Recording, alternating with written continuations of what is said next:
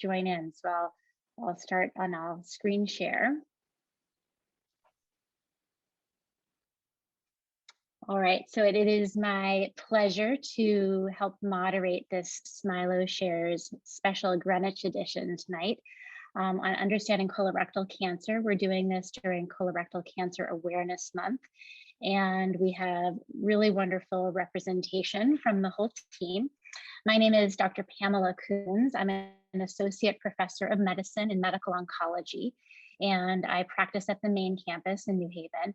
I am the new director for the Center of Gastrointestinal Cancers and arrived mid-pandemic last summer. I am joined by Dr. Xavier Llor, who is a professor of medicine and gastroenterology.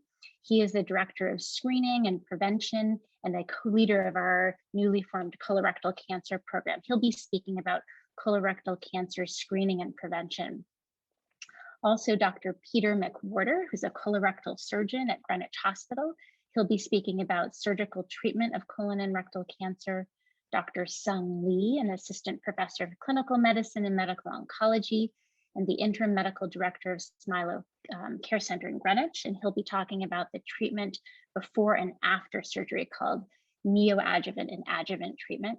And Dr. Barry Boyd, an assistant professor of clinical medicine and medical oncology, also practicing at the Smilow Care Center in Greenwich, and he'll be talking about treatment for metastatic disease.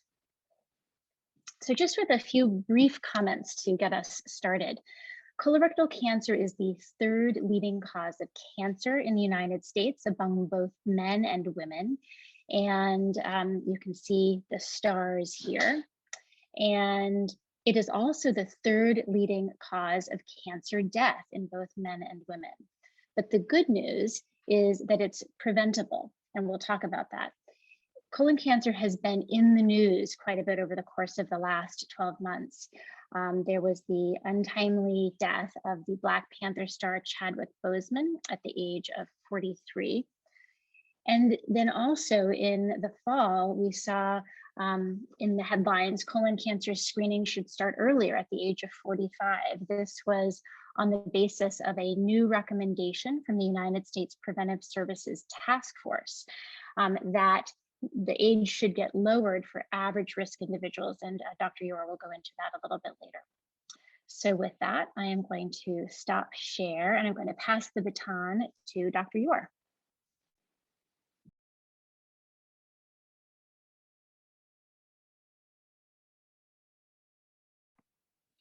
Thank you very much, Dr. Kunz. It's a real pleasure to be here with this wonderful panel of experts. So I'll try to give you my 2 cents in a very summarized way about preventive measures for colorectal cancer and screening approaches for that. So taking a global view, which is always helpful, if we look at this map of the world, we see this is incidence of colorectal cancer in 2018. And it goes from the very light areas, light blue areas, to the darkest areas, which are the ones that have the highest incidence of colorectal cancer. And as you can see, there are huge differences in the incidence that's expressed. It's a common way to express it is per 100,000 individuals. And it's from less than 6.2 to more than 27 per 100,000 individuals. That's a huge range difference between some areas with lower incidence, like Southeast Asia, Sub-Saharan Africa, or other areas, particularly in the more of the richer worlds, Western and Eastern Europe, North America, Australia, and New Zealand. So the richer we get, usually the higher the incidence of these cancers and many others, unfortunately. And that must have something to do with the kind of things that go with being richer. It's important also to point out that there is some good data showing that people migrating from lower risk areas to higher risk areas, pretty soon they get to the similar levels of the locals, meaning that that change in environment really plays a very important role in terms of colorectal cancer risk. We've known also some factors for a while, and some of them quite confirmed. For instance, heavy alcohol intake, that's result in an increased risk. This is expressed here as relative risk. So one meaning no increased risk. Everything that's above one would be increased risk. Everything that's below one is lower risk, therefore preventive effect. And again, and we went one farther up, sorry about that. And as we can see here, alcohol is associated with that. Also, obesity is associated with an increased risk. Also an increased risk for red meat and consumption of processed meat, and very important association with smoking. And even former smokers do still carry a high risk, though the risk does go down. So there are some environmental habits and aspects that really can modify our risk. Others, like physical activity or dairy products, particularly physical activity, that's been very consistently associated with a lower risk. So a lot to be said about environmental factors, but probably we still don't have a good sense on what other types of factors are playing a big role in this case. We've also known for a long time that there's familial clustering in colorectal cancers, meaning that some families tend to have different relatives with colorectal cancer, not one but more. And as we can see here, for instance, having just one or more first-degree relative, that would mean siblings, parents, sons, daughters, that would increase the risk quite a bit, 2.2, very significant. Having one or more first-degree relatives diagnosed before the age of 50, still it increases the risk even higher. And having two more first-degree relatives, that's even a higher increase in the risk of colorectal cancer. That, on the other hand, even having a one or more second-degree relative, or having one or more first-degree relatives with what we call an advanced polyp, like an adenoma, not a cancerous polyp yet, but what we often call pre-malignant polyp, that also increases the risk. And that's why recommendations for individuals who have for family members who have a relative who has had a polyp like that, get also enhanced screening too. So those are all important factors. And again, what they really speak for is that there is that clustering means that there are some factors that seem to be shared among family members, and that's why you see those clusters. And those factors really are the result of important ones like lifestyle, we talked about, environment, diet, and the genetic background. And really, some of these have a higher weight in some cases than others. And the genetic defect will have a higher weight in what we call the cancer syndromes, the ones that where there's a mutation in the family, there's a significantly higher risk of cancer. And that's the example that I'm showing here. Those are, if this is the pie of all colorectal cancers, and we look at if they have any mutations of those that cause inherited cancer syndromes. If we take anyone with colorectal cancer older than 50, we see that about 5%, 8% will have an inherited predisposition, most common one, Lynch syndrome. But if we take younger people, in this case, right here in the middle, all individuals are younger than 50, you'd see that the percentage of those having a inherited cancer syndrome would go up close to 20%. And if we only look at individuals who were diagnosed at an age younger than 35, that would go up to about a third of all the cases. So that's why family history and determining genetic defects is so important, particularly with the younger individuals, because they do have the highest risk of being due to inherited defects. And but the good news of the story that I wanted to share with you is what I'm showing right here. This is a graph that starts in the 1930s up to 2017, and that's incidence again per 100,000 individuals. And as we can see here, both for males and females, there's since the mid 1980s a very steady and significant decline in both the incidence of colorectal cancer and mortality of colorectal cancer. That's certainly that's been very encouraging news. The trend has continued going down, and that's the very positive news here. In fact, this has decreased from 2006 to 2015 has been on average about 3.7% annually. So that means every year there's been a close to 4% decrease in this incidence of colorectal cancer. Quite remarkable numbers. And that decrease in incidence that we see here in this line going down from year 2000 all along to 2018 has really been matched by this steady increase in screening procedures. And here we're showing colonoscopies. The more colonoscopies we've been doing, the lower incidence of colorectal cancer. So it must have something to do with that, what we're doing, removing polyps, even though there are some other trends showing that other factors may have had a little role. But the most important role definitely is that generalization of screening, of colorectal cancer screening, that's made the incidence significantly lower. So now Dr. Kunz was referring to the United States Preventive Services Task Force, which is this independent organism that basically looks at the medical literature very carefully and ends up issuing recommendations for screening and prevention that are really widely adopted by the primary care providers. And they've been telling us for a while that screening average risk individuals asymptomatic ages 50 to 75 has definitely been proven to be a substantial benefit. And there's really no question about it nowadays. And there are not that many cancers where screening is clearly associated with the decrease in cancer and cancer-related mortality. The benefits of early detection, according to the USPSTF, and intervention for colon cancer screening decline after age 75.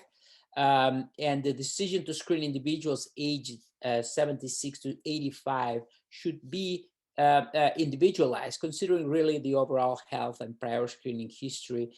And benefit for adults 85 and older, in general, has to be very the potential adverse events usually probably outweigh the benefits.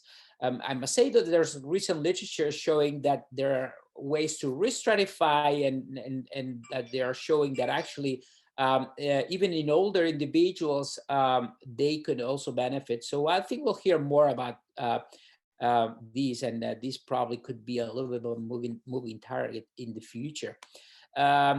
Modalities of screening, I think this is the one we're more familiar with, the colonoscopy, this insertion of this flexible rubber tube through the rectum, where we can look at the entire colon with a camera and remove polyps, which is at the end of the day what really ends up saving lives, because those polyps left unchecked would go and grow and develop into cancer. So that's really what we want to avoid, and that's what's avoided, removing those polyps. CT colonography is another option, which is a sort of a CAT scan that's focusing on the colon. And stool-based test, we have a couple of options nowadays. We're really using the stool-based test. We've seen a significant also decrease in both incidence and mortality from that approach too. So nowadays, we do have a menu of options. All of them end up, if positive, in a colonoscopy, that's for sure. But some of those options are less invasive, so they could be more attractive as an initial pre-screening. So we're dividing them between the ones that are, we call direct visualization ones, which would include the colonoscopy every 10 years, sigmoidoscopy will be the shorter version, or sigmoidoscopy every 10 years plus a stool test, or CT colonography approved for every 5 years. And then those stool-based tests I was talking to you about, FOBT is an old one. Most of it is no longer used, but FIT testing is definitely widely used, and that fecal multi-target DNA test is also another stool test that's being used. Again, when those are positive, a colonoscopy is the thing to do here. But as Dr. Kunz mentioned also, not all it's good news, and the fact that we are seeing more individuals, not only movie stars, but really we hear of a significant number of young individuals developing colorectal cancer. That's truly a trend that's been documented since the 1990s. This, along with this very steady decline that we talked about in the older than 50, for the individuals that are 20 to 49, we see this steady rise in colorectal cancer incidence, both for men and women. Very, very unfortunate trend. And actually, when we are looking at individuals that are age 50 here in this, and these incidents for the age 50 and incidents for the 45, what we see here is that in 1993, the risk of colorectal cancer for a 50-year-old is exactly the same as the risk that it is right now for a 45-year-old. So, several years back, actually, the risk was pretty similar for a 55 than that it is right now for 45. So we see this steady decline in the incidence of the age of diagnosis. Very unfortunate. Another important aspect is that for many years we have been recommending to start screening colorectal African Americans for colorectal cancer at 45, just because there were a significantly higher number of individuals being diagnosed at a younger age. But what we've been seeing over the last few years is that whites and actually all the ethnic groups have, with that trend increasing in the incidence, they basically pretty much are at the same level as African Americans are at this time. So really, that's extremely concerning, because instead of all doing better, actually what we've done is just equalizing upwards towards the higher incidence with the African Americans who was the group with the highest levels of young onset cancer. So because of these trends and what you've heard, the American Cancer Society a couple of years ago started recommending to screen for average risk individuals, meaning individuals who feel fine, who do not have family history, who do not have any reason to believe that they have a higher than average risk of colorectal cancer, again, to start at 45. And while USPSTF that we mentioned before has been recommending age 50, as Dr. Kunz mentioned, the USPSTF put a draft out last October that they were suggesting to revise that age of onset of colorectal cancer screening for average individuals to 45 instead of 50. That's probably going to be approved, and I think that's where we are moving at this time, to really make sure that we are capturing more and more individuals and we are saving more lives. Thank you very much. Thank you so much, Dr. Llor. That was great. So I encourage the audience to please feel free to ask questions in the Q&A box. We can get to them in writing, or we will answer them live. We will go next to Dr. McWhorter.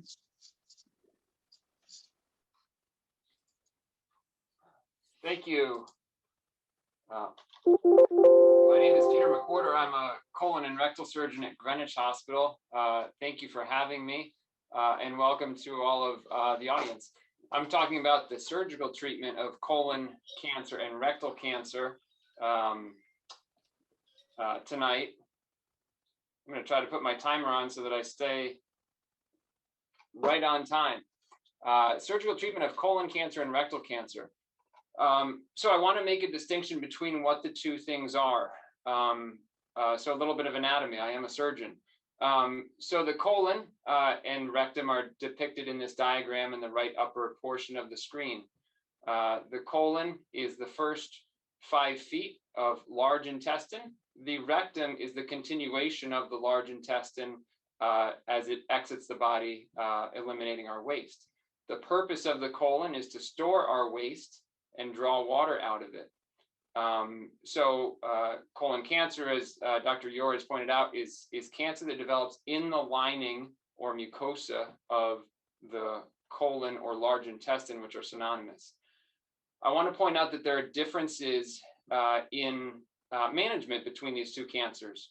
In colon cancer, I think even my oncology colleagues would agree, surgery is primary.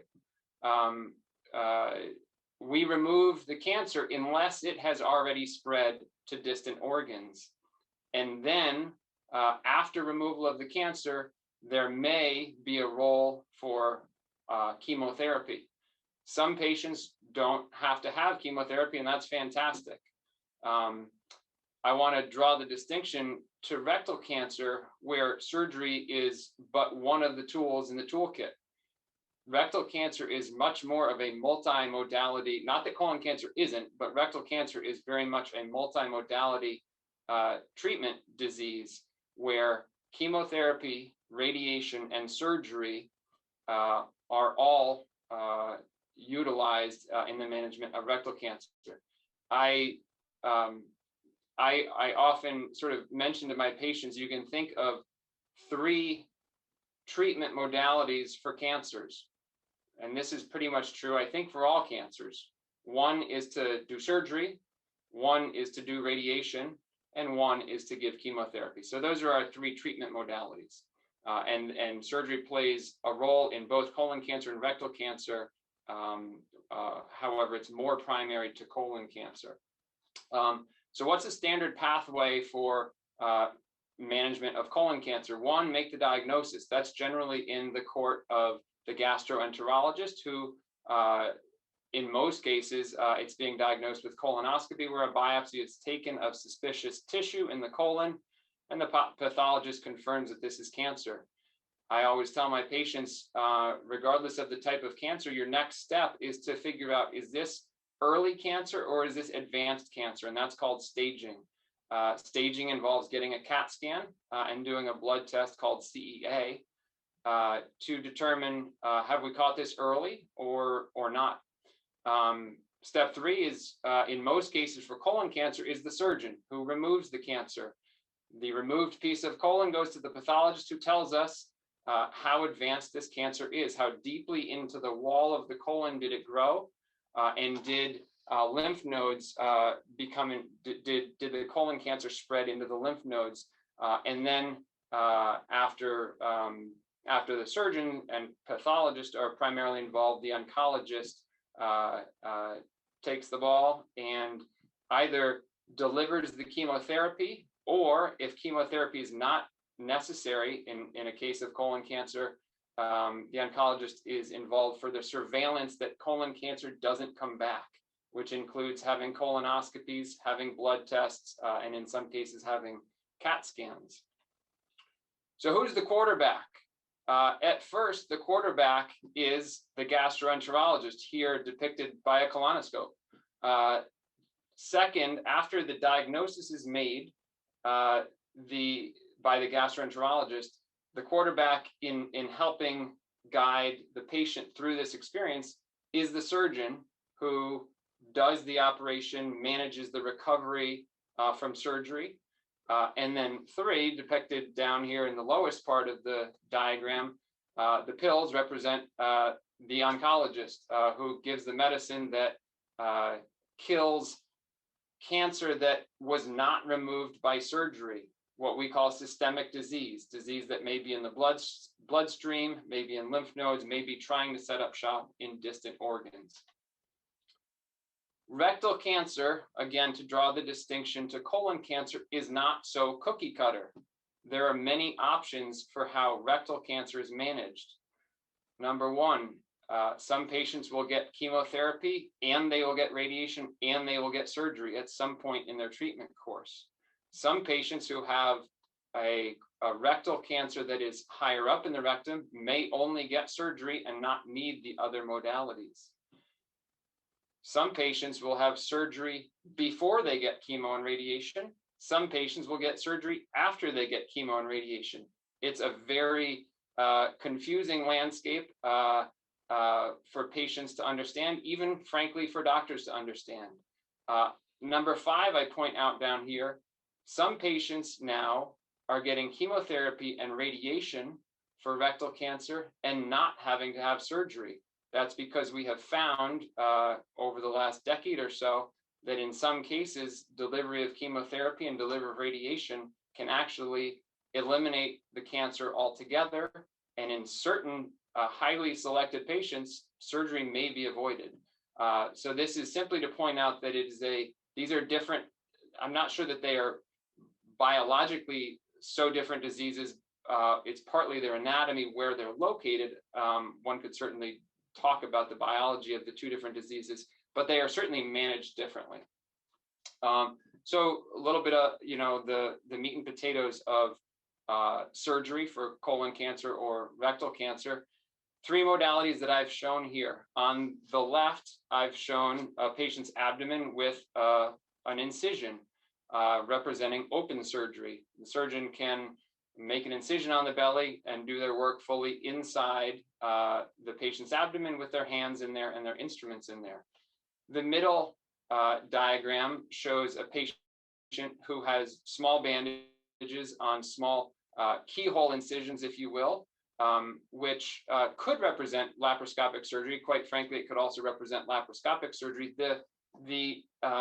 What's done for both laparoscopic and robotic surgery is that air is placed inside the abdomen so that there's a greater working volume. And then in the case of laparoscopic surgery, long skinny instruments that are like chopsticks are used to manipulate the tissues, eventually leading to the removal of the piece of intestine that has cancer in it, and the reattachment of the intestines. Finally, over here on the right is what robotic surgery looks like. In robotic surgery, the surgeon sits at the console and through the movements of his or her fingers, controls the movements of the robotic arms of a robot that is executing the surgeon's motions to perform the surgery. That also is a minimally invasive type surgery where the scars might look something like the middle diagram. Regardless of which modality of surgery is chosen, the principles are the same. Number 1, complete removal of the cancer. Number 2, the lymph nodes as well. Okay, what are lymph nodes? Lymph nodes are part of our immune system. They help us fight infections. They also screen abnormal cells such as cancer in our body. For colon and rectal cancer, like for other cancers, usually one would expect that before a cancer metastasizes to distant organs, it most often will spread into lymph nodes, which live immediately adjacent to the colon. So as part of a proper cancer operation, when the intestine itself is removed, the lymph nodes also are, in order to remove all potential sites where the colon cancer may have spread locally. And then after the removal of the affected piece of colon, the intestines are reconnected. This diagram here shows that the blue portion of colon is the part to be resected. And you can notice in the diagram immediately next to it, the small intestine has now been reconnected to the colon. What can a surgery patient expect? There will be pain for a couple of days after surgery. Beyond a couple of days, most patients describe that they're uncomfortable more than that they truly are in grimacing type pain. Most patients will resume a normal diet in a couple of days. Fatigue lingers longer. It is weeks before people feel their full strength back. One of the biggest determinants of what is your time course of surgery going to be is your age. Okay, it's a quicker recovery the younger that you are, and it takes longer the sicker and the older that the patient is. What can a patient expect in terms of their bowels? I will say that rectal cancer treatment affects bowel habits more than colon cancer treatment does. That's because the rectum is the lowest portion of our large intestine. It's where the storage of the waste happens before it's eliminated. And so the elimination and the ultimate storage of our waste is more affected by rectal cancer treatment than colon cancer treatment is. And so rectal cancer patients will have more alterations to their bowel function. And surgery patients will be nervous. That's normal. That's one of my job or any physician's job, is to manage the psychosocial part of a patient. I will say that across the board, the most nervous part of for patients is waiting for treatment to happen.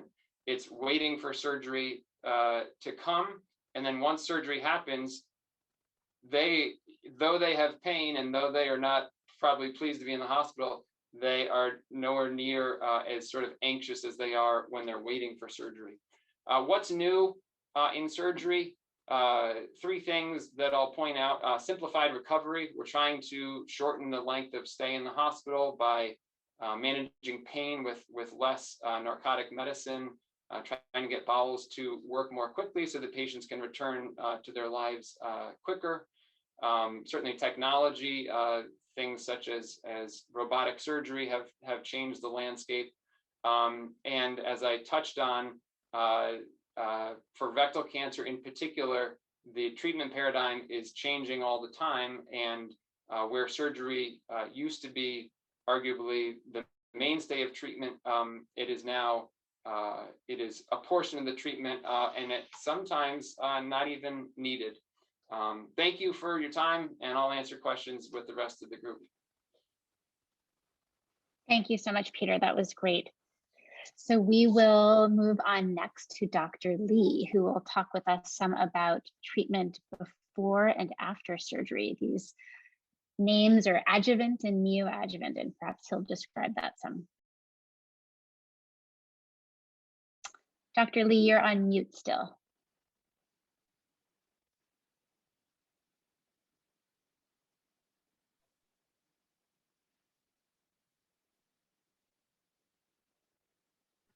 Okay.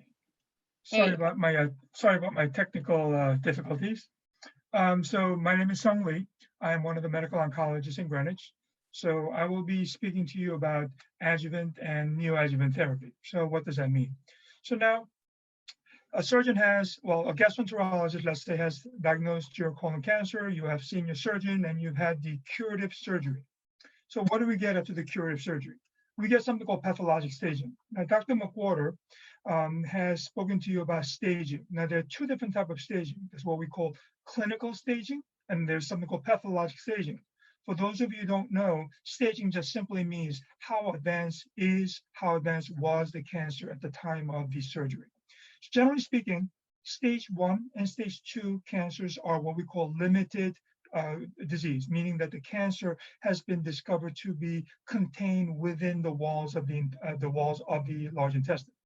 Stage 3 disease is a localized disease. That is, the cancer that has spread into one or more of the adjacent lymph glands. And as you probably know, stage 4 means that the cancer has spread to distant organs, and the term that we would use is metastatic cancer.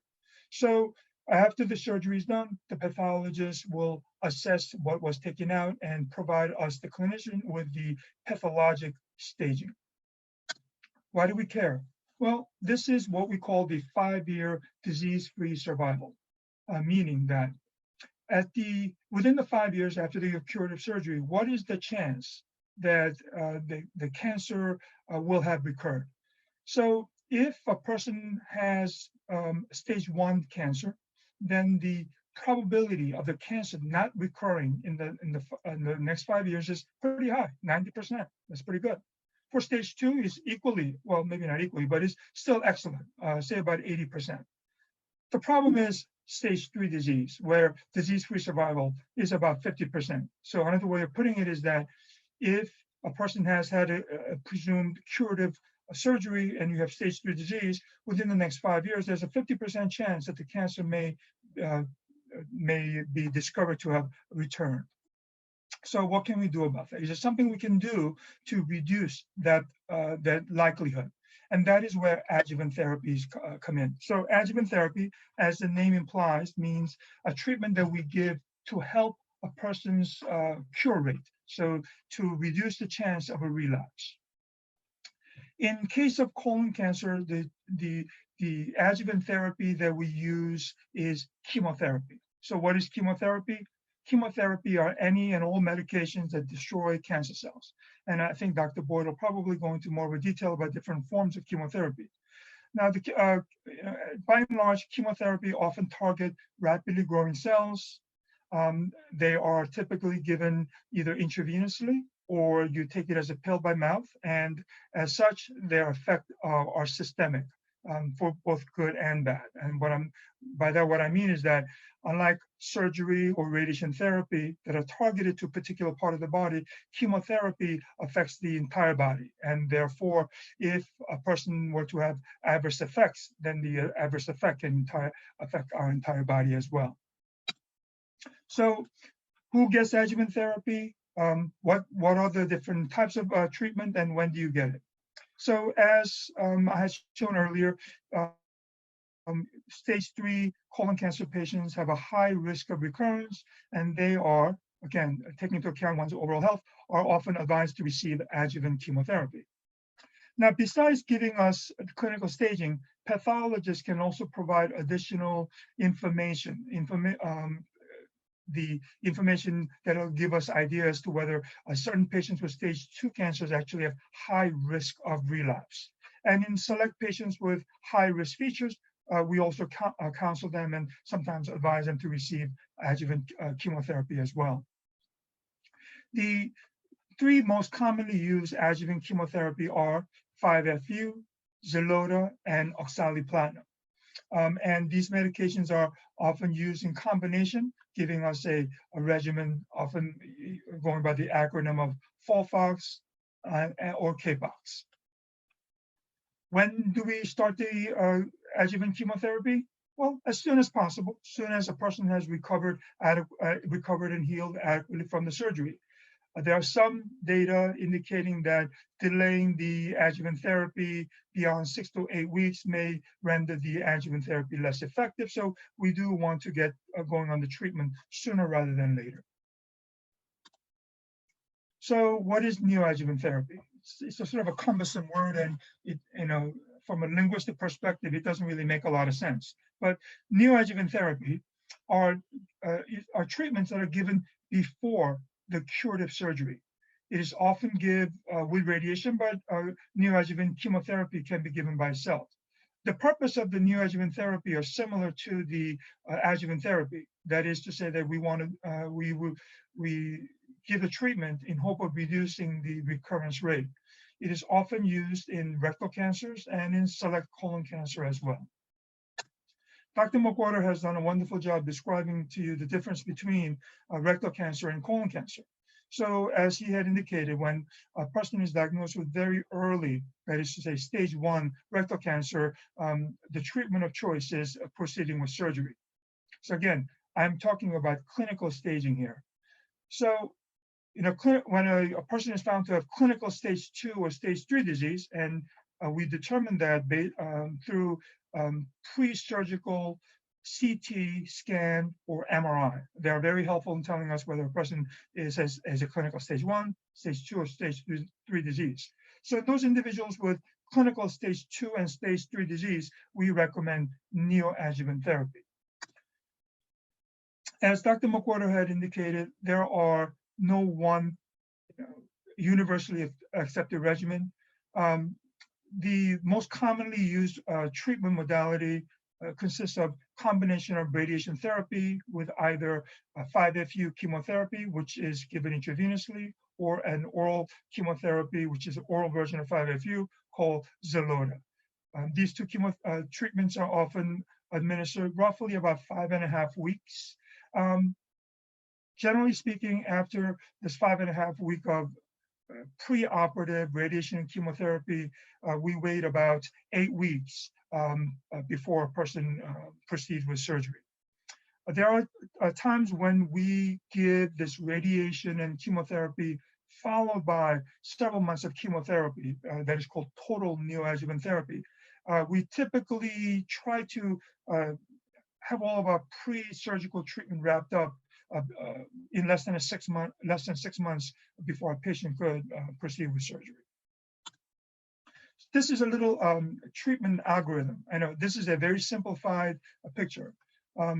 So when a person is diagnosed with colorectal cancer, if a person has, say, stage 1, stage 1, stage 2, or stage 3 colon cancer, they proceed to surgery. Similarly, if a person has stage 1 rectal cancer, they proceed with surgery. The pathologist will assess a specimen, provide us with the pathologic staging, stage 1 disease, in case of patients with stage 1 disease, and they go into the observation or the surveillance mode. Stage 2 cancers with favorable features, again, will go into the surveillance.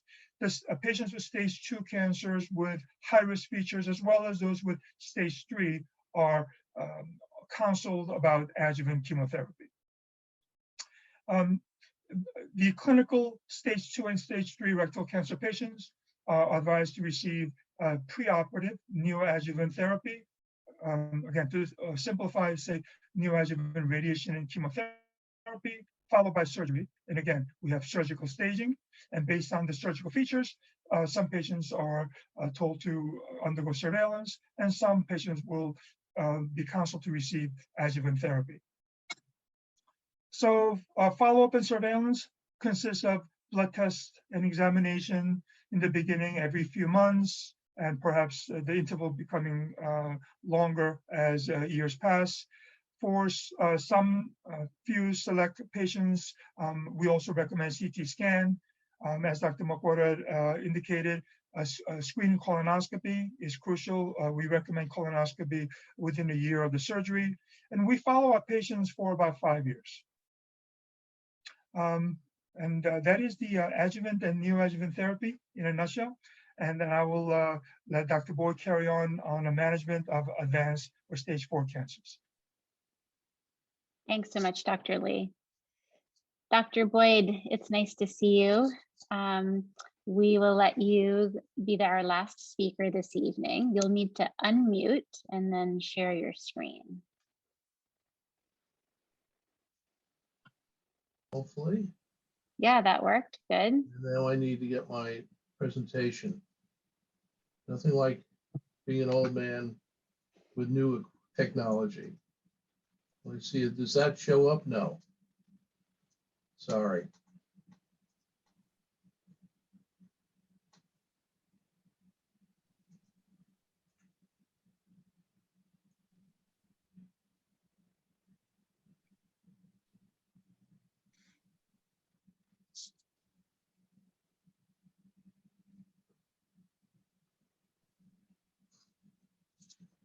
Well, perhaps I can, so Dr. Boyd, maybe Emily can assist you offline, and then I'm happy to maybe ask our other panelists a few questions while we're helping you get your screen up.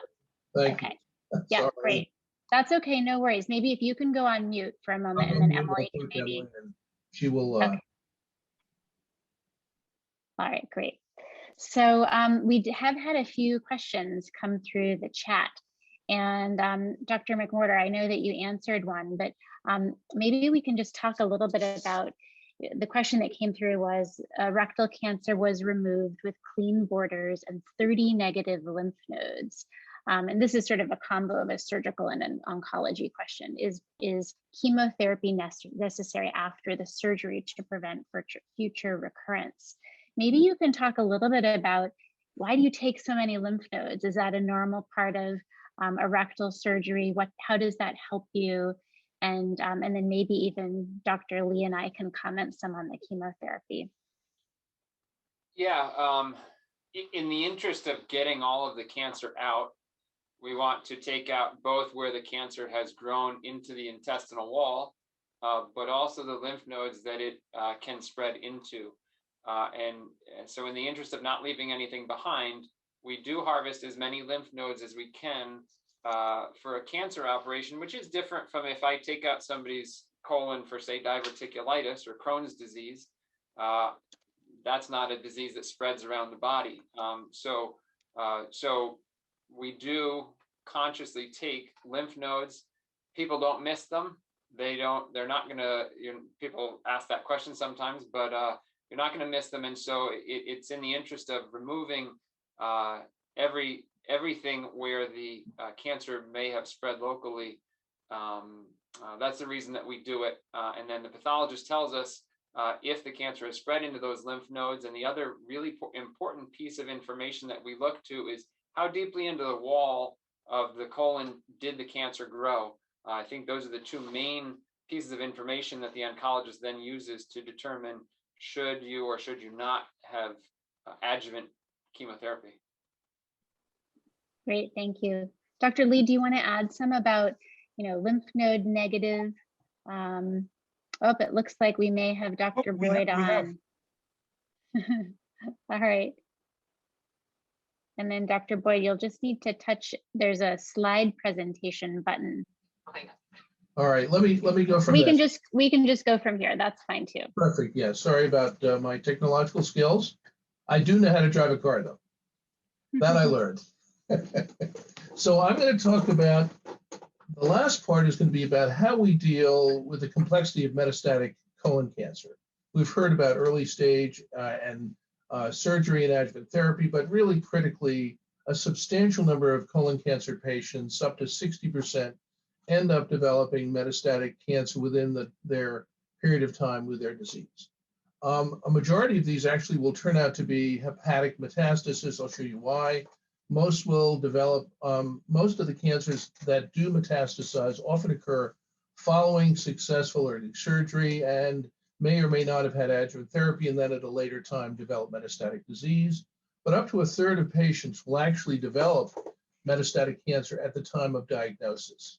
The goals in general for treating metastatic cancer are palliative, because obviously for the most part, we tend to think of this as not curative, but we try to improve quality of life. The goals are clearly to prolong survival as best we can and identify the small number of patients who actually are potentially curable through surgical approaches such as metastatectomy, particularly liver mets and lung mets, which may actually be curable.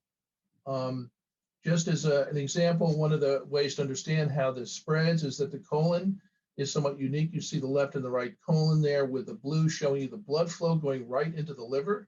And that in part explains the disproportionately high level of metastatic disease into the liver. However, the lymphatics in green will also take it beyond the liver into the systemic circulation and to other areas. And so it's not unusual over time to go from having liver metastasis to even brain mets, lung metastasis, and bone.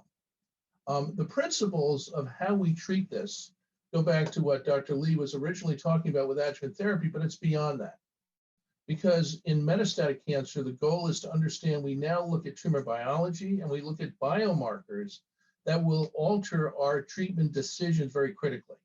And very often in the first line of therapy, chemotherapy remains central, but we also often will add biological agents to improve outcomes.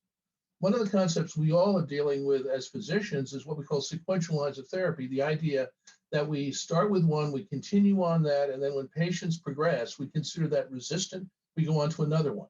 And that has been altered in colon cancer uniquely into this concept of continuum of care, that we individualize therapy for each patient. We may start with an aggressive therapy depending on the patient's course and their status. We may then go on to a maintenance therapy. We may go on to lower intensity treatments.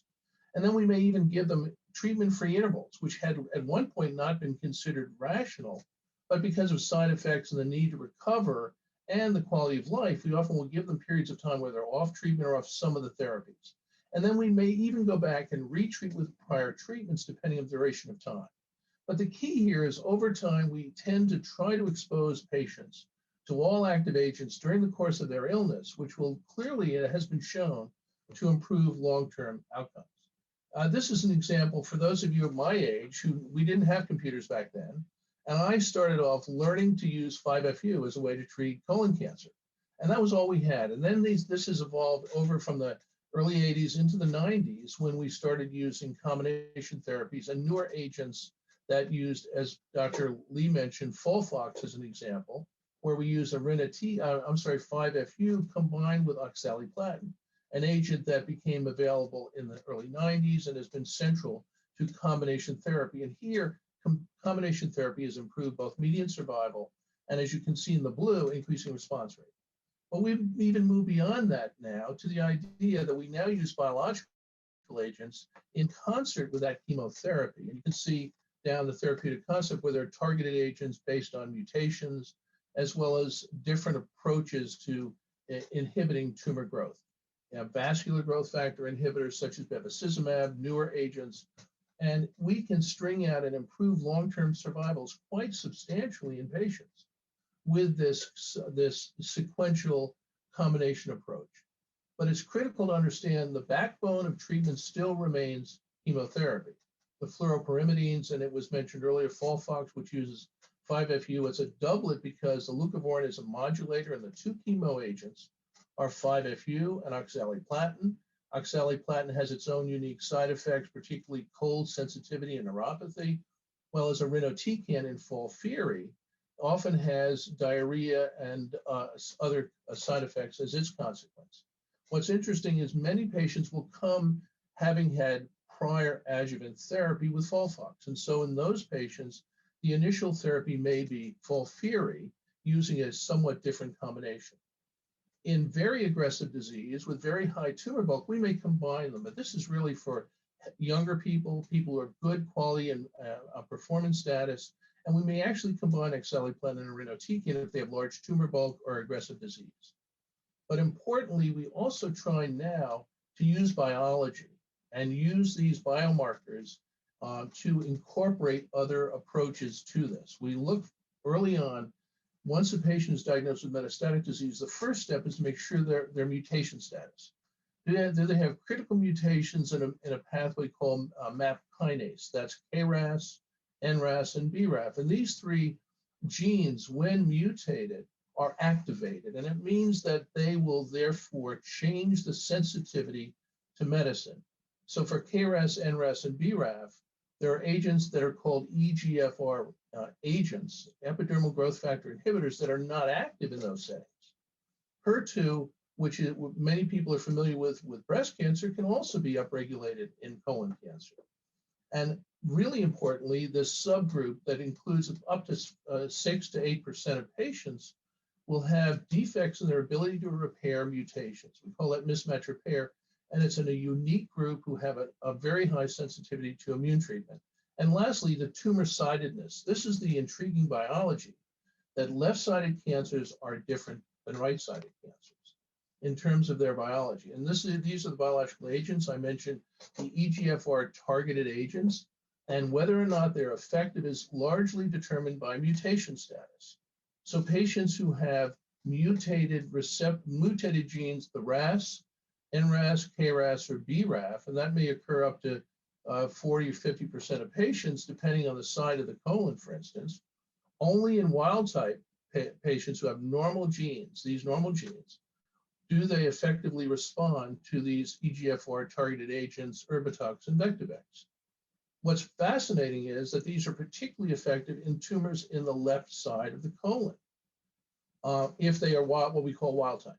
However, if they're in the right side of the colon, even if they're mutation negative, they tend not to respond as well to these agents. So it's really in those with left-sided colon cancers and have no mutations in these genes where we can use this in combination with chemotherapy.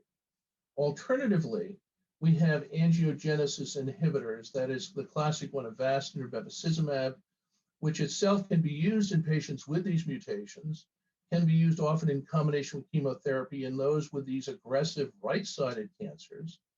But critically, we need to balance risk and benefit, because one of the problems with the angiogenesis inhibitors is they carry their own set of side effects. For instance, hypertension is classic. They develop proteinuria, and particularly there's a risk for thrombotic disease. These are small percentages, but they can be devastating when they occur. And there's also the potential risk for bowel perforation. And most importantly, if you've had surgery, it is critical to wait, because these agents actually impair wound healing as the mechanism in which they work, blocking vascular growth, which is central to developing effective wounds. And we prefer 6 to 8 weeks prior to surgery or 6 to 8 weeks after surgery to use these agents. And we must be careful in patients who are older, who have had recent thrombotic events, or who have for instance, metastatic disease to brain with bleeding. And this is an example of the difference between left-sided and right-sided.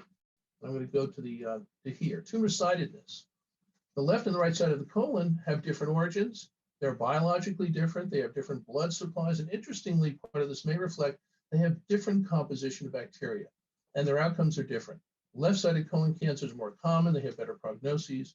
And those are patients where you can combine chemotherapy with these EGFR agents if they don't have mutations, like cetuximab or panitumumab. Right-sided cancers are more aggressive. They start at the rectum up to the transverse colon. They have higher incidence of these mutations. And interestingly, these are the tumors, in addition to being more aggressive, had this mismatch repair defect that make them potentially more vulnerable to immune therapy. They tend to have worse outcomes. And again, as I mentioned, even with wild-type mutations, they don't respond well to these EGFR agents, and therefore bevacizumab or the angiogenesis inhibitors may be better. And this is just an example of the curve here that shows you where the left tumors have greater overall survival than the right-sided tumors. And you can see we generally demarcate this around the splenic flexure, which is where the descending colon begins into the sigmoid and into the rectum. And lastly, it's really important to look at the idea of the small percentage of patients who may have these defects in mismatch repair. This is a system that's designed to recognize and correct DNA mutations. And when these mutations, because of a defect in one of these proteins is abnormal, there is an abnormal and more rapid accumulation of mutations and errors within the DNA of these cells. A surrogate for this is a thing called microsatellite instability, and it may occur in 3 to 6.5%, but in fact, it may be higher if we look at larger populations. And this leads to, because of the inability to repair mutations, high mutation burdens. Some of these mutations will generate proteins that are abnormal, and the body will see these as antigens and generate an immune response. Now, unfortunately, when that occurs, the natural response of the body is to say, we don't want an immune response. We want to turn this off because it is seen as autoimmunity, and it generates tolerance to these, to this. And therefore, you get inhibition through what is called the checkpoint system. And these patients, therefore, when they have this feature, they are either mismatch repair deficient, or they have high MSI as an alternative way of looking at this, are very sensitive to inhibition of this checkpoint. And a good example of this is the Keynote 177 trial, where first-line immunotherapy for metastatic cancer was more effective than chemotherapy.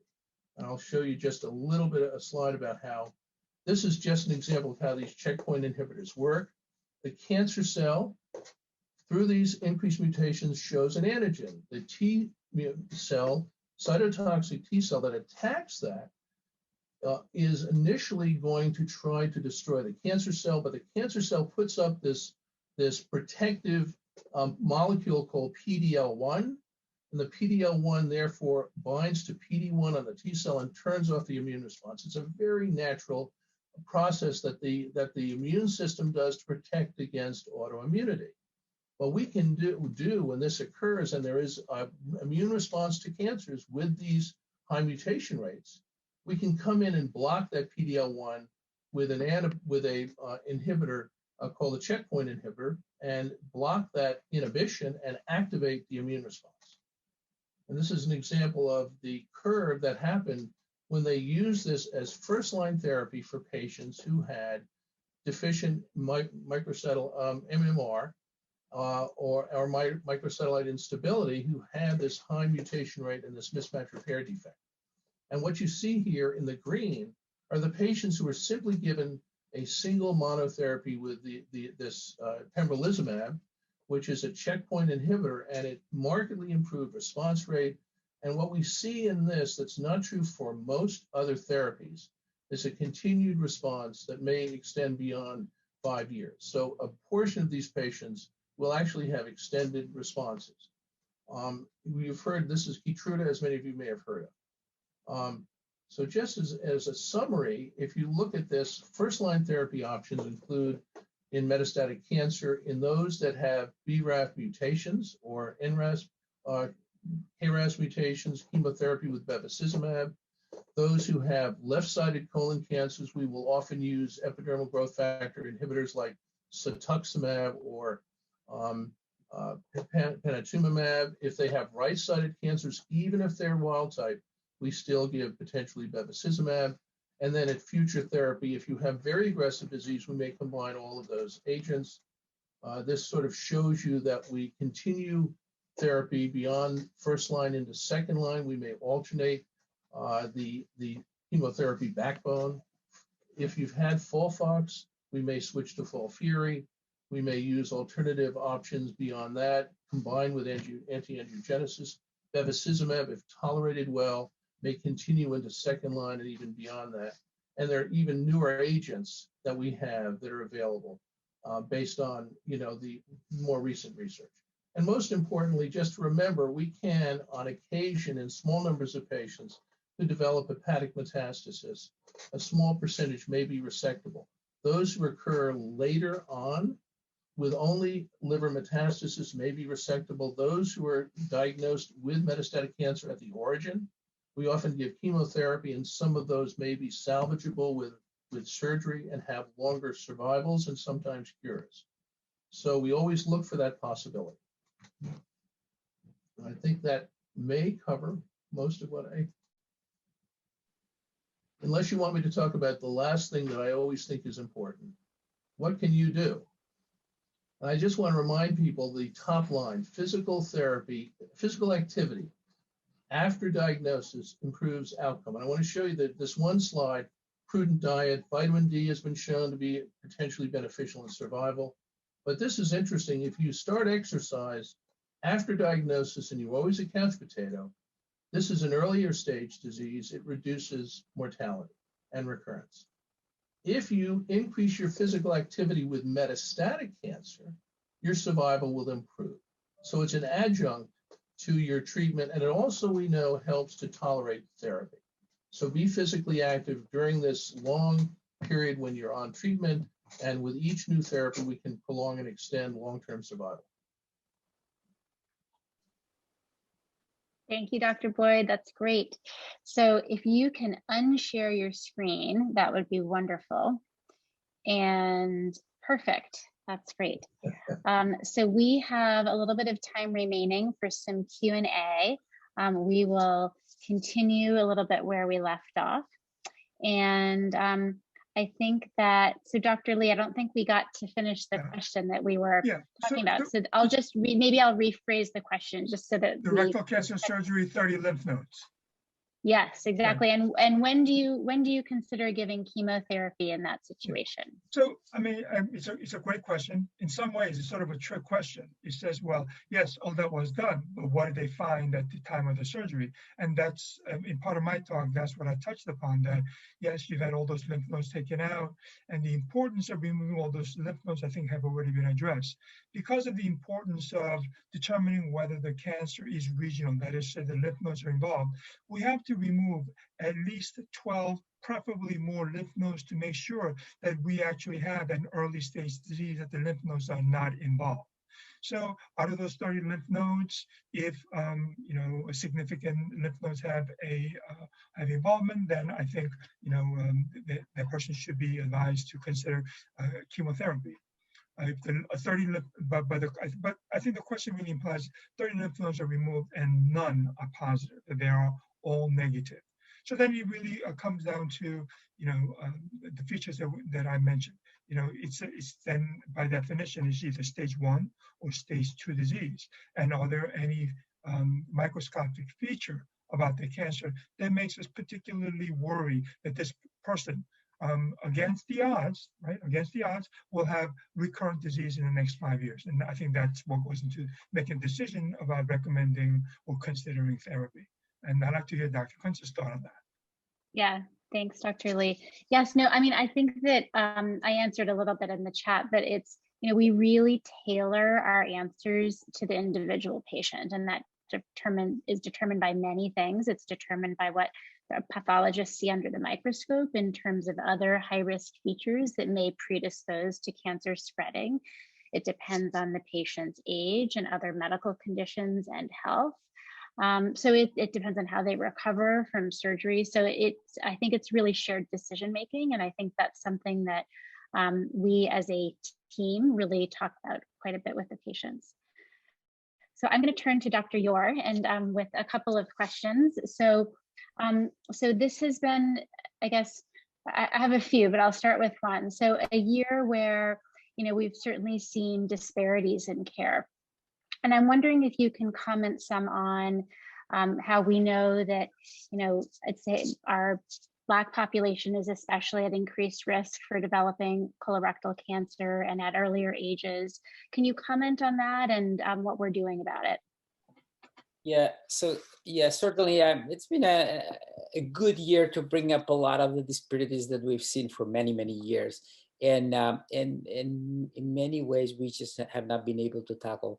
And understanding them is key to really be able to do something about it. When it comes to early onset, again, for years and years, we've seen those the African Americans were developing colorectal cancer at younger ages, and some of the factors that we mentioned before seem to play a role, but we are missing some information. We clearly are missing some information, probably toxics, probably chemicals that we're not really unclear about their effects. The information that we have regarding the risk factors does not add up to the entire difference. So there are some things that are still missing. And so we need to understand better. In order to tackle things, we need to understand them better. We need to study them better, where the roots of those differences are, and really making a deliberate effort to really tackle them. And I think that we are long overdue for that. And hopefully we will make a difference starting now. Yep, I agree. There's actually a question that just came in the chat, that Dr. Llor, that's very appropriate for you. I think I know the answer, but the question is it overly aggressive to ask your primary care doctor to recommend a colonoscopy at the age of 45? So from all we know, there's already one society recommending that. The USPSTF pretty soon is going to do that. I understand the ACG, one of the gastroenterological societies, is open to that too. I think that, as we mentioned before, the evidence is there. And there are not that many cancers where screening makes a difference. And this is one of them. There are just not that many. So the recommendations of the American Cancer Society, the new recommendations that probably are going to come out from the USPSTF, they're really based on some what they call modeling studies, because doing a large real life study here is a very complex thing that would take years. So they use 3 different groups of researchers that do what's called modeling, which is they put together a bunch of data in terms of, and they come up with scenarios. They look at risk, they look at what the potential complications could be from screening, the cost. They look at a bunch of different things. And what they really saw is that when they corrected for these trends that we are seeing recently in terms of younger and younger people developing cancer, starting at 45 makes a lot of sense. So it's a moving target, but certainly I think that the consensus is there that we have to move that direction. There's still a group that's they're younger than 45 that are being diagnosed, and those who need to be addressed too. So we can start screening at 10, but what we can also do is to raise our awareness. And in the past, we as physicians would easily dismiss someone, a 35-year-old who would have rectal bleeding and stuff like that, which is you have hemorrhoids, and we would not pay much attention. Now we know that we can't be that lax about that. So I think that a level of awareness is also very important, because even going down to 45, there's still a significant number of individuals who are even younger than that, like the actor, who, we would have been late for them too. So our awareness is very, very important. Great, thank you. I'm going to turn to Dr. Boyd. And, I think chemotherapy and oncologists get kind of a bad rap. And I'm wondering if you can comment on sort of chemotherapy, and is it really all that bad? And maybe some about the side effects and how we help get patients through it. Yeah, now, as I mentioned, one of the keys to treating, particularly with metastatic disease, is really tailoring it to the patient. So we have ways of using the medicines that will limit side effects, potentially use alternating regimens or lower doses when we think they're developing side effects. A good example, as I mentioned, is FOLFOX contains the agent oxaliplatin, which produces a significant neuropathy, which, if continued on treatment, will worsen and has effects on quality of life. You know, if a person's a musician, it's going to have a big effect on their ability to play the guitar if they can't feel the strings. And those are things that we now think about. We think about, how do we say, okay, we're starting to get a little bit of this side effect. Let's hold off on the oxaliplatin. We'll keep you on the on the rest of the regimen, the backbone of the 5-FU leucovorin with the infusion, and then we can give you a little holiday from that, and then we can reintroduce it later. And so I think we're learning how, with better agents and with more careful attention to these side effects. Another example is FOLFIRI, which is irinotecan. And what's interesting about irinotecan is it has this ability to generate fairly significant diarrhea. And there's certain people, interestingly, it's been shown that people in the southeastern US are more prone to adverse effects with irinotecan. So we may start with a lower dose in some individuals. There's a very common condition called Gilbert's. We know that maybe 5 to 8% of patients will have a little mild elevation in bilirubin, but that's a clue to metabolic changes that may enhance the side effect of irinotecan. So if we're alert to some of these genetic differences in metabolism of the drug, we can start ahead of time, reduce the dose, and effectively treat them with lower doses without causing risk. And so I think that's always been the goal. How do we modulate the treatment, pay careful attention to side effects, adjust it, lower doses when they're doing well, and even treatment holidays to let them get past side effects, retain quality of life? Because I think quality of life is always the issue for all our patients. Great, thank you. Dr. McWhorter, I have a question for you. So I think that, one question that patients often bring up when we're talking about surgery for rectal cancers is, will I get a bag? Can you talk about what that means and the quality of life if they end up having to have a colostomy bag? Sure. So I can sort of divide the conversation into two pieces. One is a permanent bag and one is a temporary bag. When do patients get permanent bags? The time that a colostomy is permanent is when a rectal cancer is so low, meaning so near the edge of your body, near your anus, that the sphincter muscles have to be removed in order to remove the cancer. In that scenario, a person is not going to be continent, or in other words, able to control their bowels. In that one scenario where you will never be able to control your bowels, a colostomy needs to be a permanent situation. What's more common is to have a bag which is going to be temporary. And the reason that we do that sometimes is that one of the most risky parts of an intestinal operation is not the taking out of the cancer, but is in the putting back together of the intestine. And particularly for rectal cancer, which is low down in the pelvis, it is a technically more difficult operation for your surgeon to do. The healing can also be compromised when prior chemotherapy and prior radiation therapy have been delivered to those tissues, so they're not as good at healing. In that scenario where we've had a difficult operation that may or may not have involved radiation and chemotherapy preoperatively, but we put the intestine back together, we have some concern that our handiwork is not going to hold up, and that a patient can have a leak at their connection.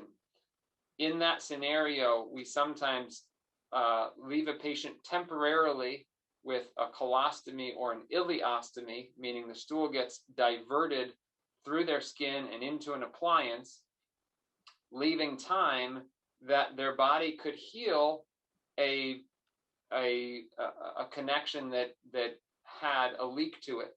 And the patient would not suffer the frankly disastrous effects of having stool spill inside of their body. And it would would be at a later date that another operation would be done to get rid of the bag once we have confirmation that the connection healed.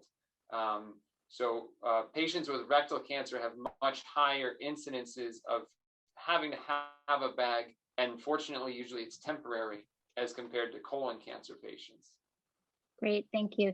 Did you want to quickly, there was a quick question that was in there also on the average time span of a polyp becoming a cancer.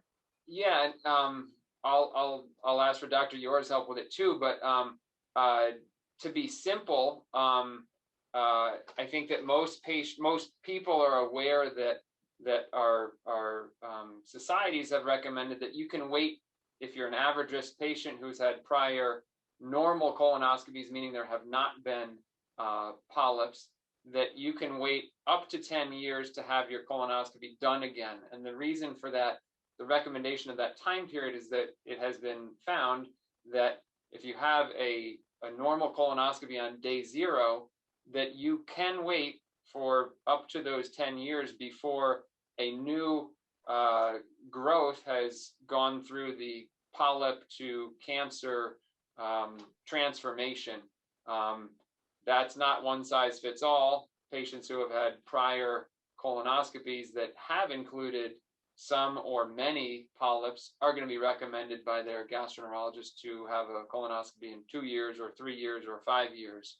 But there is some biology to the recommendation that you can wait differing number of years. Dr. Llor, anything to add to that? No, 100% agree. Okay, great.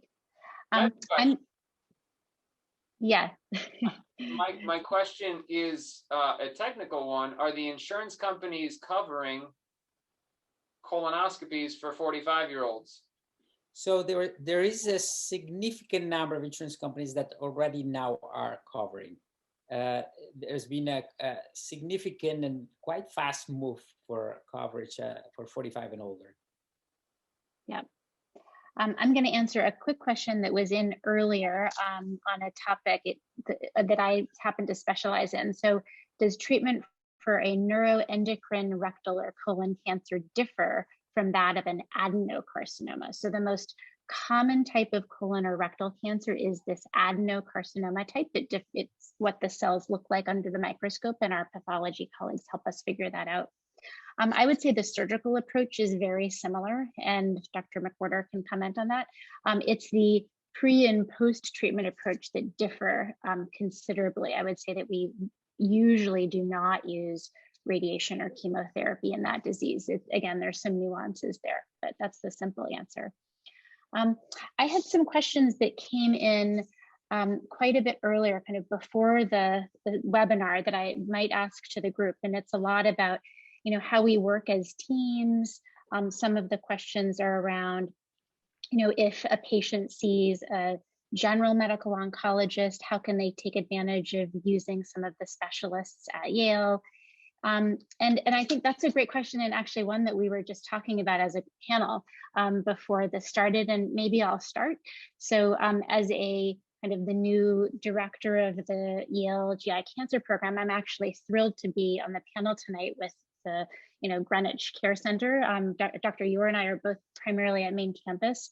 I think that our goal is really to be broadly inclusive of all of our care center physicians, many of whom have special interests in GI cancers and expertise. And we have a lot of forums that we can interact in, including something called a tumor board. A tumor board is a multidisciplinary meeting of medical oncologists and surgeons and gastroenterologists and radiologists, and we all meet and talk about patient cases. But I might ask, Drs. Lee, Boyd, and McWhorter to comment some on that too, and their vision for that. Whoever wants to go first. Dr. Lee. Sure, great. So yes, I think in many ways, having an expert available to counsel our patients will enhance our program, obviously.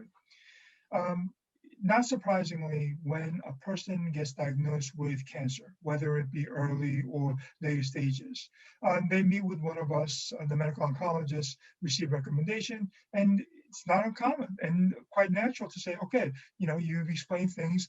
Could we get a second opinion? And we, of course, universally say that's a good idea. And we do recommend, well, if you're going to see a second opinion, please go see a person who specializes in cancer of that specific type.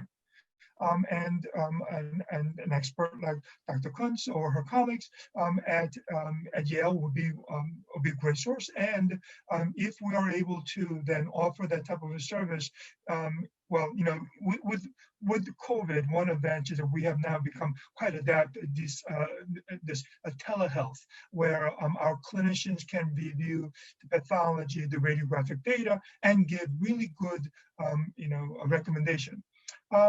But in the past, it would have to be that our patients would have to, go to New Haven.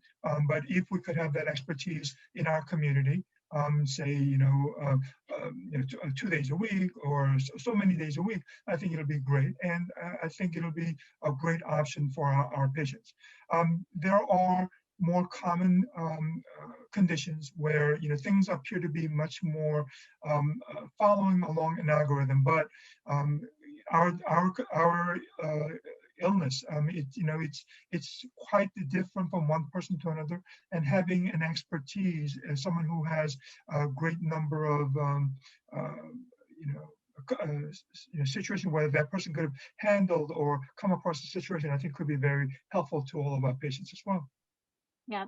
And, I often tell patients that they have the best of both worlds by having a doc in their community and a connection with an academic center. And we can really share in taking care of the patient, where they can get their infusions closer to home and maybe occasionally have, if they need an extra input from a specialist or access to a clinical trial that may not be available at that care center, although we're working on that.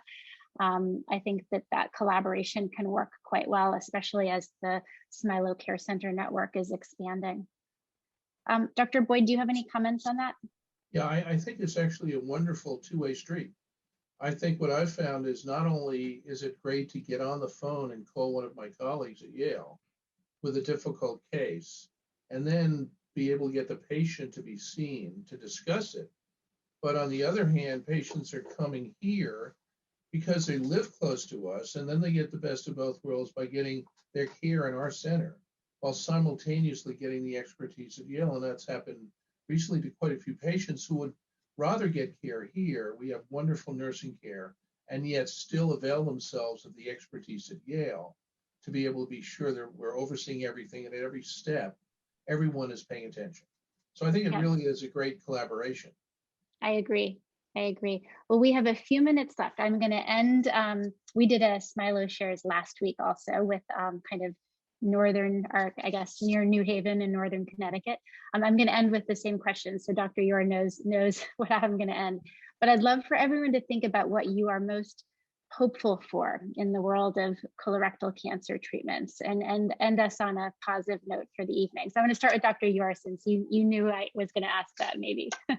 I have the feeling I have to answer the same, which is really making sure we have less and less cancer we can prevent it. This is a very, among all of them, it's a very preventable one. We got to keep working on that. And I'm not going to say that I want the oncologists out of business, as I did say before, but definitely I want to make sure that we have less and less business for you and more prevention.